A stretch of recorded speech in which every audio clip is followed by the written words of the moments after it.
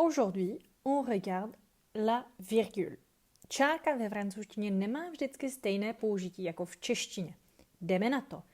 La première chose ou le premier cas où on va utiliser la virgule, c'est une énumération. Par exemple, je l'ai trouvée trop grande, grosse, laide.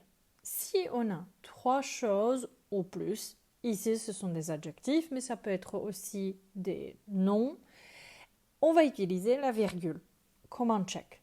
D'accord? Si on n'a que deux adjectifs dans cette phrase, on va dire plutôt « je l'ai trouvée trop grande et grosse ». D'accord? Pas besoin de virgule, on utilise « est ». La même chose pour la deuxième phrase. Marie, Jean et Pierre travaillent dur. Trois personnes ici, on va mettre une virgule.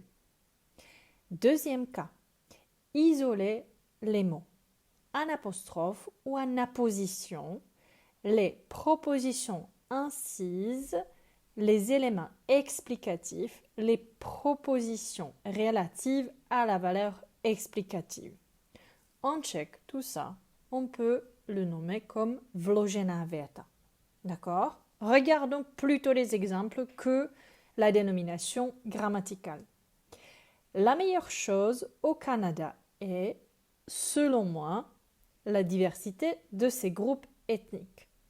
V tady té větě, když bychom chtěli odebrat tu část selon moi, tu vloženou větu, ta věta bude normálně fungovat. La meilleure chose au Canada est la diversité de ces groupes ethniques. To znamená, ta vložená věta musí být z obou stran, i před, i za, ohraničená těmi čárkami. Deuxième exemple. C'est merveilleux, s'exclama-t-il. C'est la solution à tous vos problèmes. Tady je to s přímou řečí, taktéž budeme používat ty čárky, pokud ta přímá řeč bude rozdělená do dvou částí. Troisième exemple. Vous êtes néanmoins bienvenue. Vy jste nicméně vítáni. Někdo jiný asi vítán nebyl. Et donc, ici, nous on a de la chance que néanmoins, nicméně, sont bienvenus. Ou vous êtes néanmoins bienvenus. Troisième cas. La virgule suit une proposition subordonnée, to je vedlejší věta, ou un complément circonstanciel, to je příslovečné určení, sauf si les cours, qui est placé, ou qui sont tous les deux placés en début de phrase. To znamená, když bude nějaká vedlejší věta, nebo to příslovečné určení, na začátku věty oddělíme ho čárkou. To znamená, quand le président directeur général, už víme, že président directeur général má zkratku PDG, a je to jako CEO v angličtině, a commence à parler, tout le monde se tue. D'accord? La deuxième phrase, la phrase principale, la proposition principale, tedy věta hlavní, je to tout le monde se tue. Všichni mlčeli, nebo všichni zmlkli. A tady máme tu vedlejší větu, to od toho quand jusqu'à parler.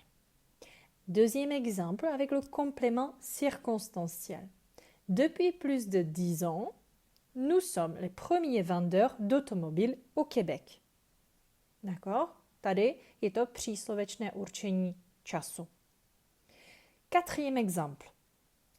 La virgule sépare les éléments coordonnés par plus de ni ou est.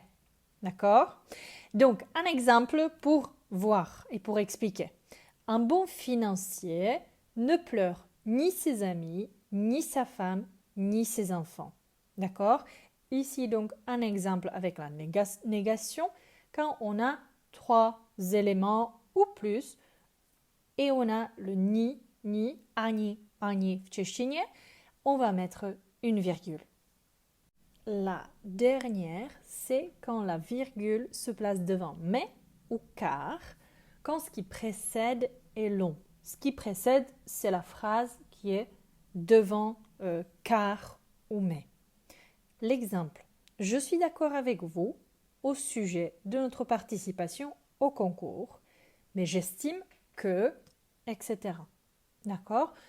Takže abychom tu větu rozdělili, aby to nebylo prostě obrovský souvětí, tak tady dáme před to me nebo před to kách obojí protože, nebo káchy, protože me je ale, a přidáme tu čárku. J'espère que l'explication avec les exemples est claire. Et maintenant, on va passer aux exercices. D'accord? Donc, retourne dans le classroom et tu trouveras un exercice dessus. Bon courage!